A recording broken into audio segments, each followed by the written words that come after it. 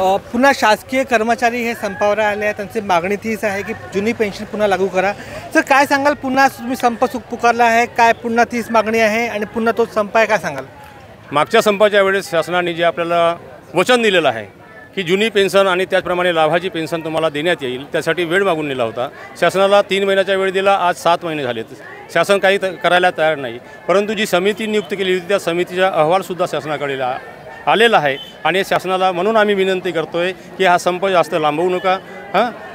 हा संपाचा फार मोठा इफेक्ट होईल आणि म्हणून आपली जुनी पेन्शन आणि इतर मागण्या आमच्या तात्काळ मान्य कराव्या अशी शासनाला मी विनंती करतो। कुठेतरी मागच्या वेळेस पण संप केला होता, खूप सारे कर्मचारी संपावर होते, त्या अनुषंगाने संपामध्ये कुठेतरी फूट पडली होती असं आम्हाला जाणवलं। तर पुन्हा एकदा संपामध्ये कुठे फूट पडेल, पुन्हा संपेल? नाही, संपामध्ये फूट पडलेली नाही, आताही फूट पडणार नाही। संपूर्ण 17 लाख कर्मचारी आज बघा तुम्ही संपूर्ण महाराष्ट्रामध्ये एकवटले आहेत, एकत्र आलेले आहेत, म्हणून संपात कुठलीही फूट पडलेली नाही आणि आमच्या मागण्या, आमची पेन्शन आणि इतर मागण्या पूर्ण झाल्याशिवाय यावेळेस संप कुठल्याही परिस्थितीत मागे होणार नाही। एकूण किती कर्मचारी आणि किती संघटनाच्या संपामध्ये सहभागी आहे?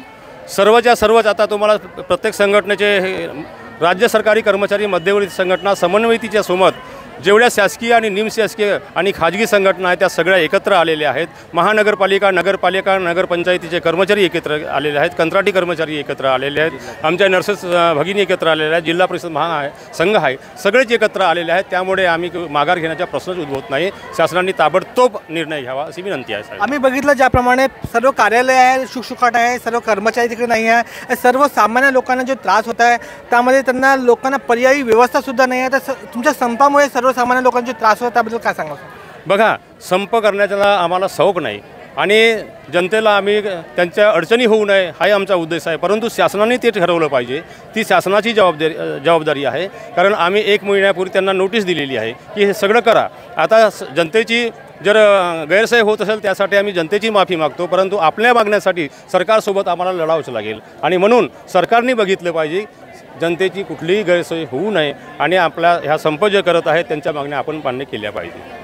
संप केव्हापर्यंत सुरू राहील आणि तुमच्या मागण्या ज्या मागितल्या आहेत तुम्ही याच्यानंतर पूर्ण नंतर कोणती कारवाई, कोणतं काय तुम्ही कराल? नाही, आता याच्यानंतर सरकारला आम्ही वेळच देणार नाही। आम्ही आज जे ठप्प केले याच्यापेक्षा जोमाने सगळं जे काय आहे ते सगळं बंद करू, परंतु आता यापुढे आम्ही सरकारला वेळ देणार नाही किंवा मागे पण हटणार नाही, ते शासनाने ठरवायचं आहे।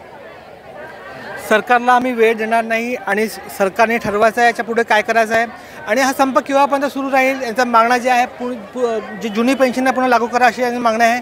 बघूया संप केव्हापर्यंत सुरू राहील। आम्ही पूर्ण बातमी दाखवू विदर्भ सम्राटच्या माध्यमाने। मी आशिष जुंगरे, विदर्भ सम्राट न्यूज चॅनल, गोंदिया।